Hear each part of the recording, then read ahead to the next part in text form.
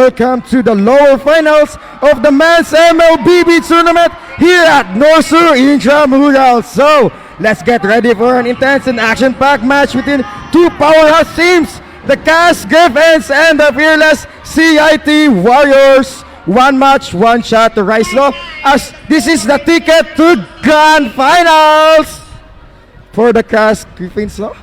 For now, for the first bond, we have here Kalea and also the Hayabusa. Just gotten his pick of heroes in the early stages pa. And naban po ang ato ang Hayabusa, knowing nga comfort pick mang po sa atong both teams ning Hayabusa. Dili nila basta-basta ihatag ning ilang mga comfort picks. And right now for the second ban, maybe we will shut down again the chip or Mathilda, knowing it is very strong sa atong current meta. Oh, But they've banned Florin. as we all know, Manggod, kaning when it comes to the men nga MLBB, daw kas lag mga hero pool, especially these former champions in our College of Arts and Science Griffins. Yes. Ang imo bitaw mahimo para mapugnan sila is to ban the heroes at mga counter sa inyong mga ginapik.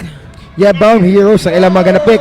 And for the last ban for our safety is the Lucas, knowing this is very dominant sa two roles, which is for a core and for an extra lane. And Brave Luck, the Mathilda. Knowing that the Mathilda's guarding win, and this is a very safe play para sa ato ang mga Team College Arts of Science Griffins. It's because of this kind of help that she can give, especially when the crisis comes.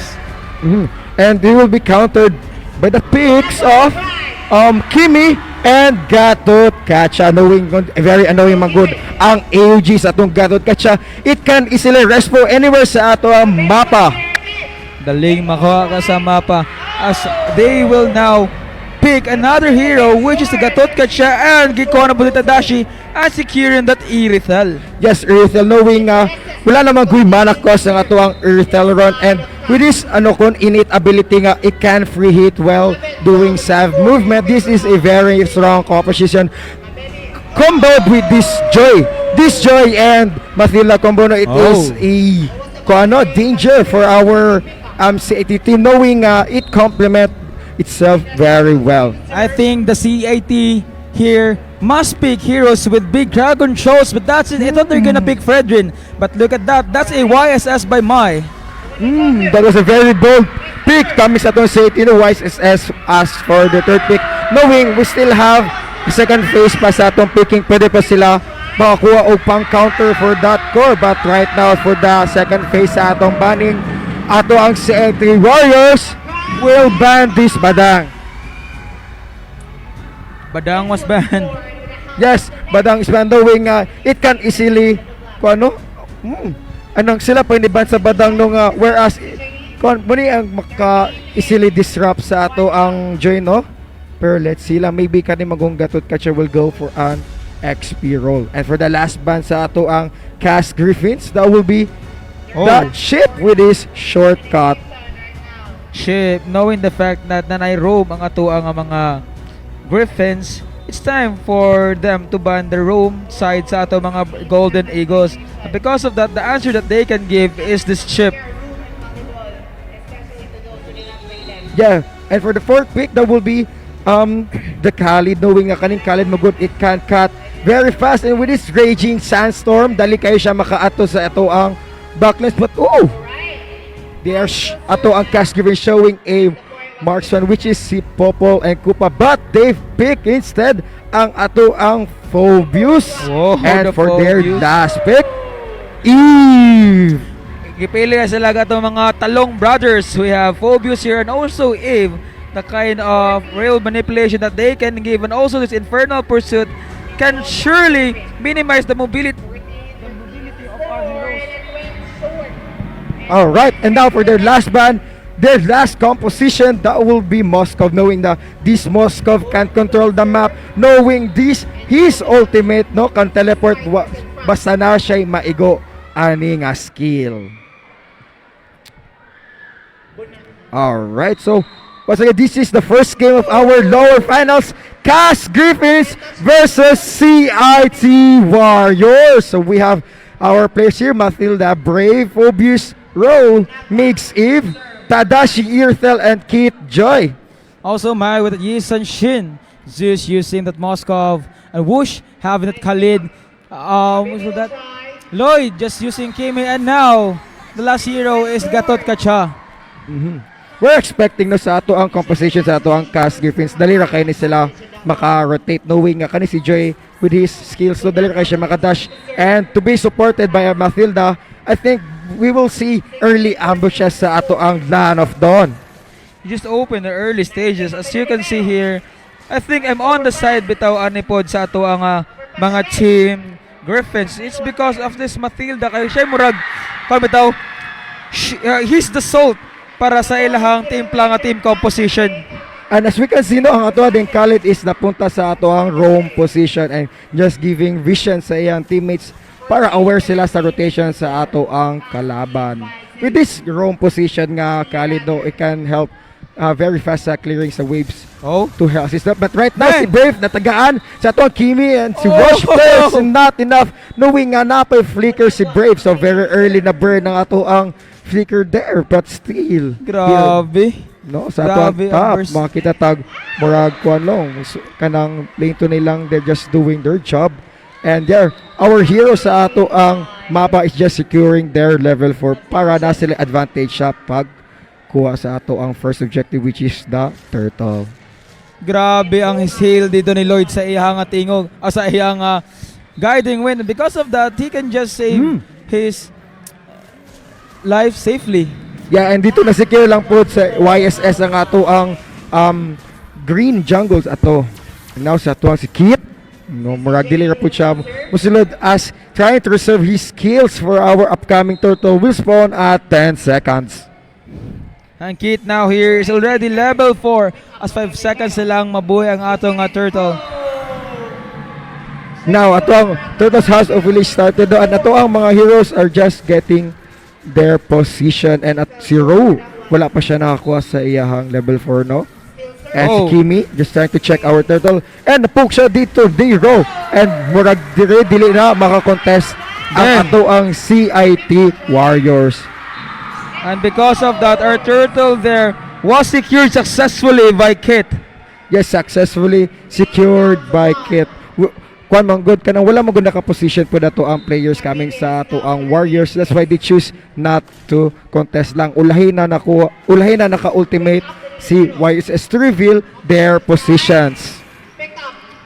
Now as you can see there, si Ru is just getting enough items just to sustain when the crisis comes, and as you know, Ru here will be the vanguard of this team fight. He will be the backbone when a kind of disastrous moment will come. As you can see there, that a goal lead of 200. Sa ato bitang placement category no kay disiplina lang gud ilang ginapakita. Unlike sa ato ang recent play kanina from within the category, kunod dako kay sila kill count and KDA bisag early pa lang. And right now YSS using his ultimate to reveal the positions of our players from Cast Griffins. And now, look Kit? at those Kit. Bali, grabe no. Pero wala siya ilaing ba siya dito para makadul sa atong roamer na si Wash. But we have a pause here sa ato ang players. Kinsa ba ang Nicolag pause? But for our viewers, no, we have 3 instances of versus per game and that will be 5 minutes. Once again, this game is lower finals. Cast Griffins versus CIT Warriors. Ang victorious aning a series will go and have the ticket for our championship. Out of system play. She is just a flexible player. That's all I can say. Now serving, Mlbb. Safe serve. Goes to opposite. Oh! The ball was actually high, but I don't know what went wrong for Mlbb. So now our match will officially resume in 3, 2, 1. Ito ang mga players here are nag-head-to-head. Dahil ultimate revealed. And Raging Saxon connected sa duwa with a follow-up sa itong Kimi. Pero murag naka-flick out. Napunta with a circling eagle na sa duwa. Safe! AOG! With AOG pero wala ni connect. And there, muna babak lang ato ang mga players. Who's ato ang top side? 1v1. Tadashi Jesus. First blood is brought to you ni Tadashi. Although natay mga empty bombardments of skills ang nahitabo sa ato middle, but still Tadashi did his thing sa ato ang top lane and executed his skills well and executed also Zeus. Knowing nga naka-sprint mode si Tadashi, no, it can help to easily activate his passive. That's why dito na siya strength to fight 1v1 si Zeus, which is si Moskov. And now they're just playing safely, and Kit wants to go for an aggro. And right now, no, nag-spawn na ito ang second turtle sa atong 4-minute mark. And SOG! si Moskov, ultimate Bang! gears, bang! And right now, whoosh, isulod, yung guiding Jumping win! Eagle! Kung saan nakap, and dito napatay nila si Mix, revitalize sa spin. Shadow And Wave! Kit with his retribution, AOG sa likod! Si Brave Brave is low. does not have a follow-up! Oh At Kimi my God! napabakla with low HP, Nice nag-repeat lang, but si Tadashi, nadakpan siya ni Ro. Tadashi! Pero, atin si Tadashi! Wash, but it's not enough. With the help sa ato ang hero na si Brave, successful lang siyang napabak doon. Tadashi was successfully saved by Brave's guarding win, and because of it, even though maraglugi sila dito, but still, but those kind of backbone without the gisulti kaniya, the Brave, the Hillman will secure their positions in the early stages. Sa atong bot side no, natagaan nila gamay dito si Kit. And nadakpan siya na yun. The Reggie Starstorms not connected, pero out of position na siya dito, na secure nila to kill the core of the Cass Griffins. Wala ka ikyas sa upat. Di madala, especially this Phobius, kana siya knockback and count na po di mo yung Shadow Wave. It will cancel you out. Yes, cancel you out. And now, knowing no, we have a 3-1 standing sa ato ang Warriors to Griffins, pero sa ato ang gold lead na siya sa favor sa ato ang Cass Griffins. I think no, murag nice ang murag dako gold guro ni si Tadashi, no, knowing nga naka-pabor siya sa ato ang laning kanina. And right now, the ulti si YSS doon, and na-reveal ang position sa ato ang Cass Griffins. And here, si Lloyd just can't consistent lang sa pag-defense sa iyang middle lane. Dili na to basta-basta ihatag ato ang middle turret, no, as kani siya is a great factor to control our map sa atong Land of Dawn. Maling grabe nila having that 1-3 nga atong KDA, but still I mean kills na to na in favor of our mga CIT Warriors ang kills, but still 600 gold lead po na ato ang mga Griffins. So can we see the Griffins do some rampage sa ato ang mga Warriors, or will the Warriors slaughter these Griffins out? Yes, slaughter and soar up as ato ang turtle will spawn here sa ato ang top side, and flickering damage sa Zeus, pero wala siya, natagaan siya dito ni Kit Grass Griffins. Pero ato ang heroes here sa ato ang Grass Griffins, ginastart na ito bisag wala ang ilahang core. They're very confident just to beat out ang ato ang mga heroes here, and dito AUG pabak, and si Tadashi nag-focus lang sa ating turtle. Tadashi securing the turtle and wants to Woo! get life of the enemy. Si Kit! Dashi lang, and dito na secure sa ato ang Cass Griffins no kill, pero si YSS nakakuha siya trade sa core na si Kit. Now we have a 2k gold lead in favor na po sa ato ang Griffins, and now as what I said earlier, these Griffins are soaring so high and stomping these Warriors down. Objectives after objectives after that kills, no, nakuha pag another turret down here sa ato ang middle side, ang ato ang Cass Griffins. And ato sa both side, no, di wala sila, nag-stop lang sa middle. Another converted objective here sa both side, knowing kabalo sila nga napabak ang ato ang Warriors. Turret destroyed as now as we have a turret of 2 by none in favor of our Griffins. They are now on a project of demolition. Malabilyar kung baga, deforestation lang gihimo dira, as we can see Brave. And si Brave no just trying to see the position sa atong enemies here, ang ato ang players napapaube na sila. They are embracing for a possible clash, knowing no nga nanata sa upcoming middle game sa ato ang Land of Dawn. And now look at them just going some good challenges and positioning as they will destroy the turret sa ato ang top lane, and they are sandwiching them out. Tadashi no just showing ganong na-fit sa meta nga to ang hero na si Ariel Jones. The players but here sa atong bottom side 2v1, pero successful lang nakatakas si Kit. And right now ato ang mga players, so makita na to nga paspas kay makarotate, knowing nga natin and si Tadashi na pasunod with the circling eagle. Dito na tagaan si YSS, Kimi na pa free lang but not enough damage atong mga heroes here. Dito ginasunod nila sa tower, and dito napatay po nato si Khaled and si Wash and si Ru is si Ryan natagahan po ni Kai dito. Kid was going wild on that kind of clashes. As you can see, patay na ba natong tulo sa atong mga Warriors, and the Griffins is pecking them out, tearing their flashes down and isolating their inside bodies as they will now get this kind of audience that they want. Tadashi with a kill free. Count kill Tadashi sa ato ang Lord Just Cans. Flashlight was used here sa ato ang sa 80 Warriors. Dito na-reveal nila na madara na ang ato ang Cast Griffins. Crucial death kahit itong 3x1 kanina no, as it gave advantage para makasecure og madara ang ato ang Cast department. And now we have a goal lead of a massive That's a massive 8K coming sa ato ang Cast Griffins with a kill count of 9-5. And right now, ato ang mother is slowly marching sa atong top side, and our players from ato ang Cast Griffins trying to push here sa atong downside while flowing ato ang side lanes, no? Wala nila gina fast clear para lang madungan o ka-flow ug ato ang mga mega creeps. There is destroyed by both teams as Madara wants to get a demolition sa atong top lane and rebuild just as DPW go down. Roll! PAOG connected sa tulo pero wala saktong follow up. And si Rojas absorbing some damages just to give spaces and free it sila. Tadashi din with the real world manipulation. Nakatakas lang po si YSS. But si Rai dili pa kagahi para i-absorb pero free it ato tulo ka players coming sa ato ang CIT Warriors. But with the guiding circling eagle natagaan si Wash dito. What a good defense there incoming from our Warriors. Retribution, yes.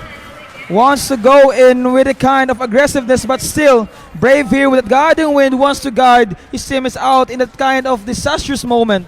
Muna siya reason nga perming ginabaning matilapig sa atong RG Games knowing nga it can give great disengagement sa ato ang players. And now with our item check na anay Malefic Rose si Irithel with his Trinity critical build, dali na kaya siya maka-obliterate sa atong enemies. With our gold to marksman no, 9,000 na si Tadashi, and ang gold sa ato ang Moscow is still 6,000 going 7,000. And now look at Brave here securing this winter crown, especially when there is a critical moment that he needs this. Iya po magamit. It's not about just saving his life, but also if makasense ka sa imong kauban, it's because pwede siyang i-bait iyang kagalingon. And then if nanay AOG pasulod, then that's the time he will use that winter crown of his. But still, 30 seconds na po para mabuhay ang atong Lord.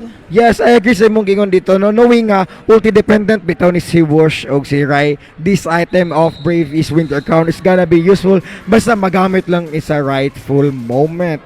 And for ato ang 15 seconds muspo na puro sub si Madara, no, ato ang players just getting their positions para na sila advantage how nila diskartehon og pagkuha ning major objective. Right now, 12-minute game mark, no? We have a kill lead of 11-8 in favor sa ato ang Cast Griffins to CIT Warriors. Who would start to serve? And right now si Ru nakabuo na siya blade armor, knowing ang ato apong core sa ato ang CIT Warriors is also a marksman, so more like dua ka marksman, and this item will be very effective. And after all of those, it is easily get by our Cast Griffins sa ato ang Lord na si Madara. Now nakuha na pod ang Lord or Madara sa ato ang Griffin side. We'll see if this Madara will be the game ender or can the Warriors defend again ani nila. So we'll see. Knowing a lower finals na itong dula, dili sure ko nga di nila basta yata nga to, but with the raging sandstorm, nisalot sa tulo with the rises over with the real world manipulation, 3v5 per day showing the progress with lead go, pero nataga nito baligtad na si Yossi makes na patay, ultimate connect dito napatan, and si Tadashi salutan dito ginapakita ni Tadashi nga na siya correct items and with a full hit dito. Itatawin. Grabe kayo si Tadashi dito. Tadashi with a wonderful execution. Although Kid wants to go in, but now our Griffins will secure this game match as game number 1 will be in the hands of Griffins. knowing no na ang ato ang CIT Warriors no nagamit na nila ang ultimate sa ato ang Crash Griffins, dito gitake advantage ni Tadashi nga binastusan sila sa likod, and there with his sprint and ultimate nag-splash lang iyang basic attacks, and dito usa na lang nabilin, and that's why that's enough to have the end the game. And for atong match details no makita nato nga we have a 15 to 10. Grabe kayong ginapakita ni Brave dito, showing the positions as our early game, and you can see sa building Brave the very bold items, knowing nga wala siya defensive item no, dako lang gud siya kaayog salig sa iyang teammates na dali lang kayo maka respo, and if naka pure build bitaw ang ato ang Mathilda og Magic and it can give dako nga shield. And so ato ang match MVP, that will be Tadashi from our Cast Griffins with a KDA of 6-1-5. Very consistency Tadashi sa ato ang game 1. And that's also fair. Great pick up. Goes to the open. Pick up by Eno. Mlbb, back row. Oh! It went straight to the net. Ladies and gentlemen, welcome back to the losers bracket finals between the College of Arts and Sciences laban diri sa ato ang mga taga College of Industrial Technology, if I'm not Yeah. mistaken. So, with CAS leading 1-0 against their opposition, they're only one win away to securing that grand final slot and face against CBA, if I'm not mistaken.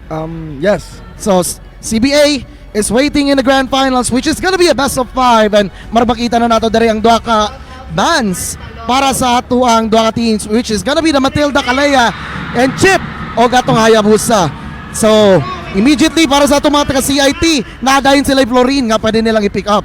Yes, right. If you're knowing this heroes always ba knowing nga iyang ultimate is globally affected and makombo ni siya sa flash o way 6, and ato ang Cast Griffin has secured this Lucas and Valentina. The Lucas and Valentina is a strategic pick kay primarily imong i-pick ang Valentina if you are on the opposite side para ma-counter nimo ang Lucas. However, what you're gonna do right now is pick the Valentina, imong kuhaon ng Bloom para kamo mo makasustain sa inyong kagalingon later on. Yes, I agree. And with this Valentina pick no, malimit ang mga heroes nga kuhaon sa ato ang team.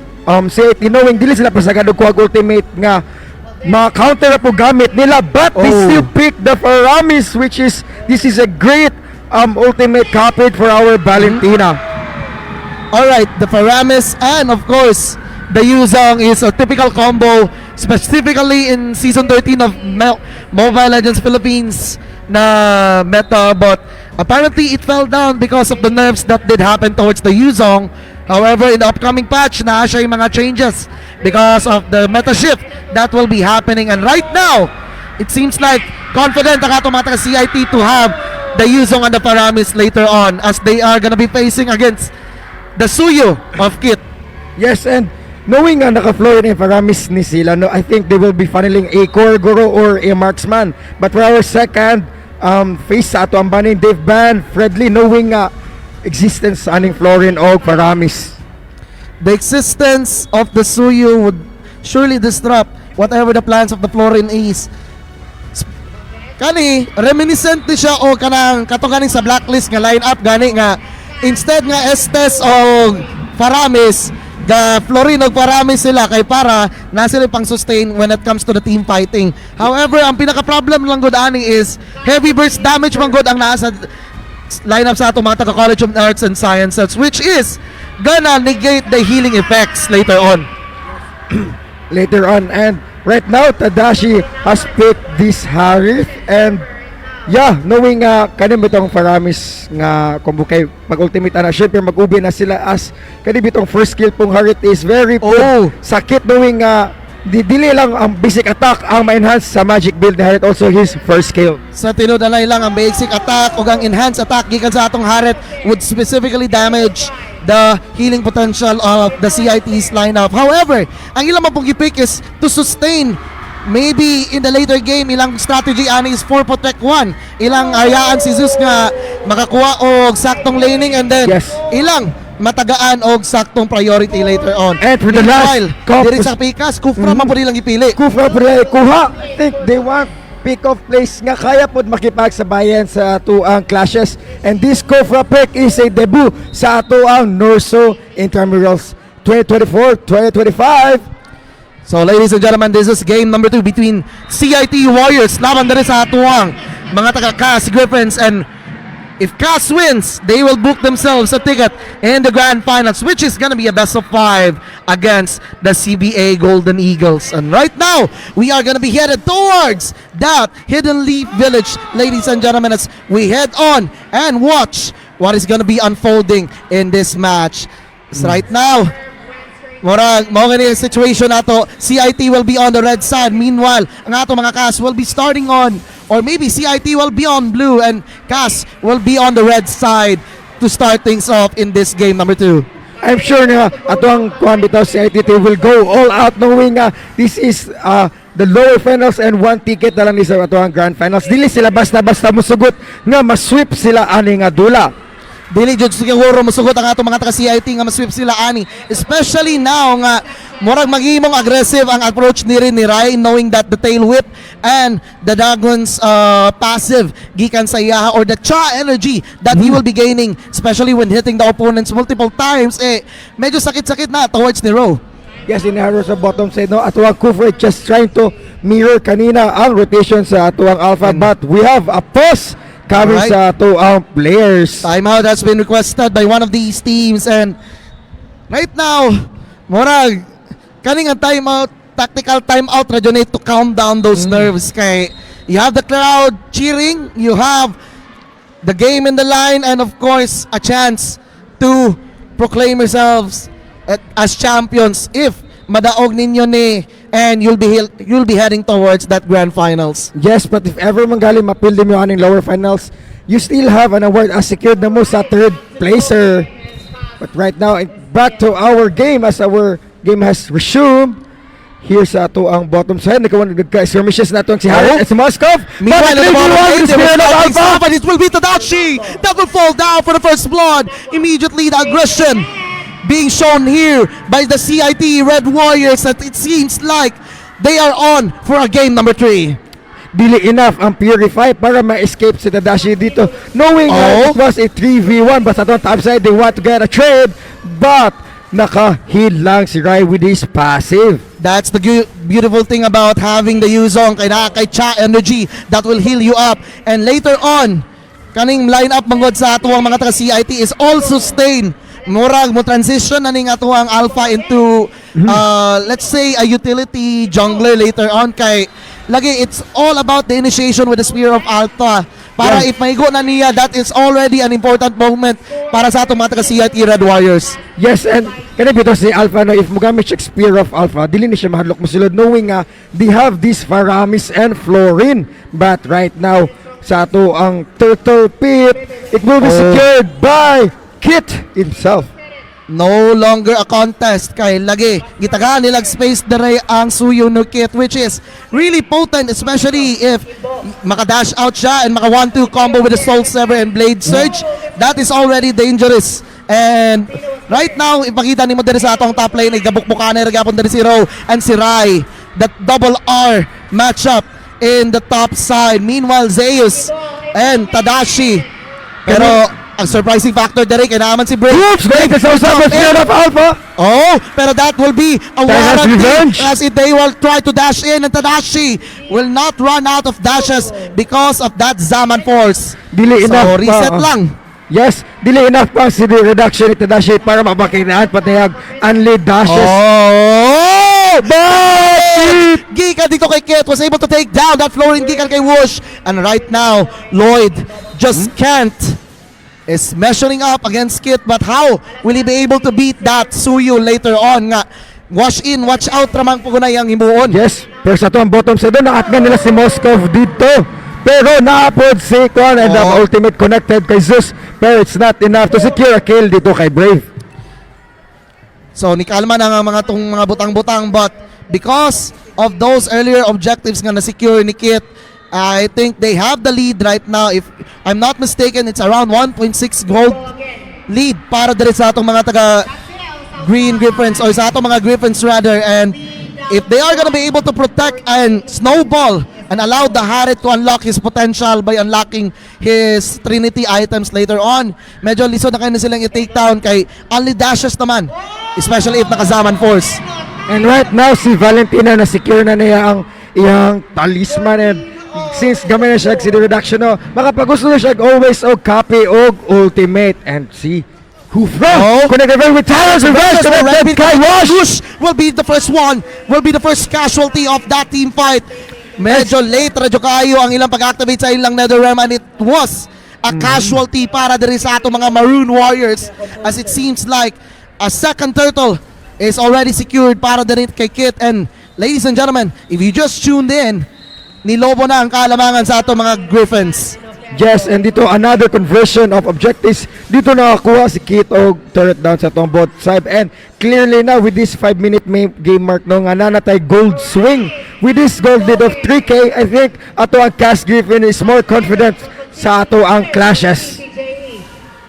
Right now, exactly, it seems like they're gonna be preparing for a jump, and it will be the bouncing ball para diri kay Brave para maka-exit out siya. However, the main thing about this lineup is that na ay NetherRealm there si Migs, and anytime that he activates it will be for them as the dashing on the backside will be able to get double kill for him. And it will be the NetherRealm that will be activated. A triple already for the Suyu, as he is indeed excited to go to the grand finals. Muna nakalisod sa existence si Valentina, no, kay makapi lang pod ang ultimate ni Faramis. And dito knowing naka-ultimate na pod ang ato ang Faramis dito, no, mas confident sila nga musukol bisag na apay turret. Bisag na ay turret sudlon yung down nila kay pwede mang kopyahon dito sa Valentina with the IMU. Any of these ultimates gikan kay Whoosh o kay Lloyd just can't. So immediately, that was a quick conversion para diri sa atong mga taga-Cas, as they seem to be able to take down those turrets in the outer lanes sa ato ang mga taga-CIT. And right now, ang decision sa atong mga taga-CIT is to sustain themselves or to maintain this kind of play style, as murag ilang focus is to shift into defensive momentum later on. Yes, knowing dagang comebacks at ang games before, no, I know Griffins will just maintain their advantage. Di na sila basta-basta paabawi, as this will be their possible ticket sa ato ang grand finals. Murag si Kit kay gainusan na lang siya dere with Argong Pagong, and murag ang ato ang mga membro sa cast naka-comeback na with the Tyrants of Reg already committed by Brave, and it seems like naanapot sila yung another ultimate na pwedeng ma-sulod, as will also be there, but it will be the NetherRealm that will be committed gikan diri kay Lloyd just to take down Raw on that specific occasion. However, Mix has his own copy of that NetherRealm. Yes, napagamit si Mix og NetherRealm dito just to secure their core na si Kit. And right now, no, 7-minute game mark. Para din sa mga taga-CIT, they just have to try to play it safely, kay if ever mangganing masobrahan sila overcommit, that is gonna be death to one of their members, especially if dili dahil makakuha si Mix og NetherRealm or maybe the Bloom gikan dito sa atong Florin, automatically mawala ang usa ka membro nila, and makabawi bandayon ang atong mga taga-CIT knowing that they have the advantage in numbers. Yes, knowing that they have that advantage, and dito wala rin. First kill Brave. And ato ang players here, ato ang Cast Griffins, no, just slowly pressuring our map, and na-choke out ng ato ang players sa ato ang CIT. Dili na sila kakuha sa ilang jungle.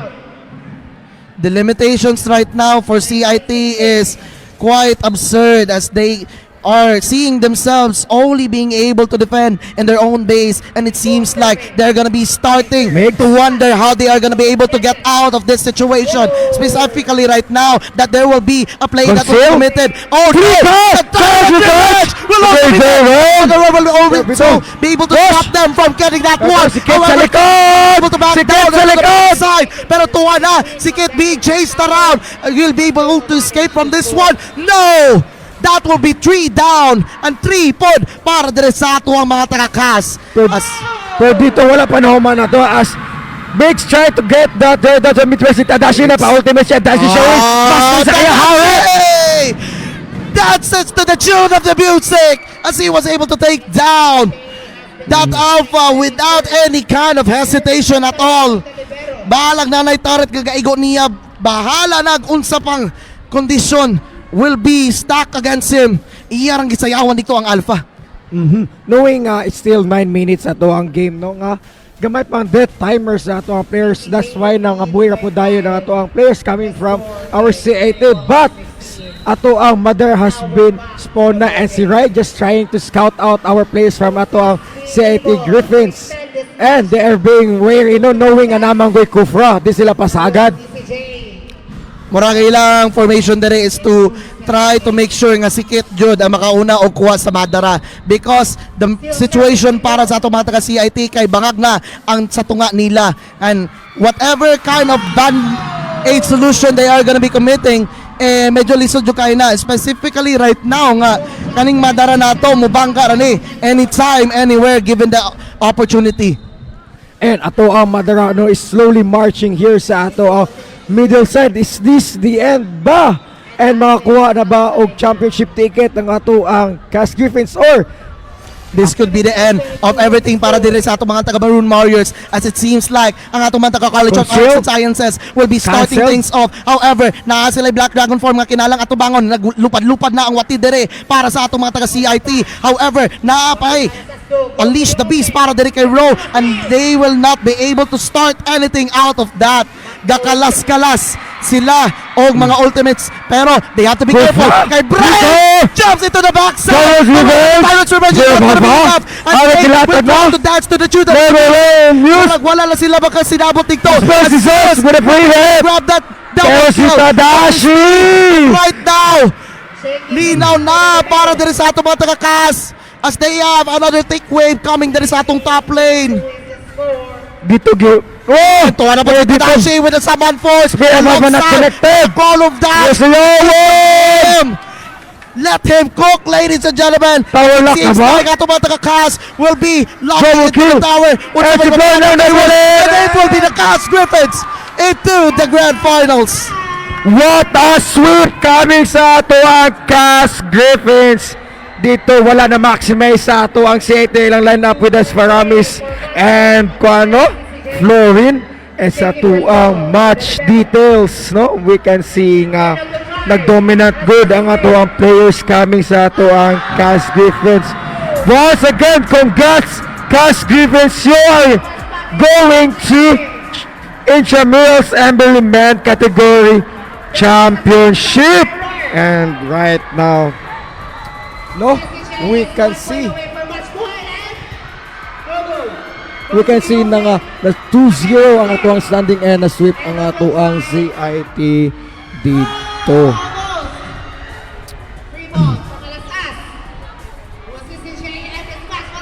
Yes, and comment dito kay Brave si Kufra knowing kwan but sa our final MVP. Ato ang final MVP is Sikit with a standing of 8-1-4. Knowing nga nakuha sila og early stages as an assassin dito na snowball, and napakita niya ang strength sa Osaka meta hero na si Soyu. And right now, ladies and gentlemen, we are gonna be taking a short break, and when we return, we're gonna start things off this afternoon with the grand finals of the women's MLBB right after this short break that we are gonna be taking into. So don't go anywhere, mobalik kami